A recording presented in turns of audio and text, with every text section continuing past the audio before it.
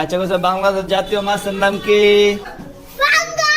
এবার কাবার প্রাঙ্গণে দেখা গেল পাঙ্গাসকে জাতীয় মাছ বলে সামাজিক যোগাযোগ মাধ্যমে ভাইরাল হওয়া সেই ছোট্ট শিশু রিফাতকে।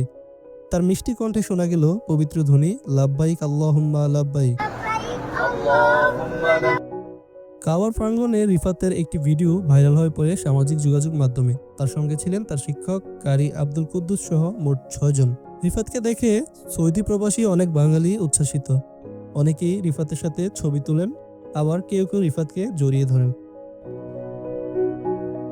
পাঙ্গাসকে জাতীয় মাছ সহ ইংরেজি 7 দিনের ভোলভাল নাম এবং বিভিন্ন সরলতার জন্য ফেসবুক ইউটিউবে ভাইরাল হয়েছিলেন রিফাত।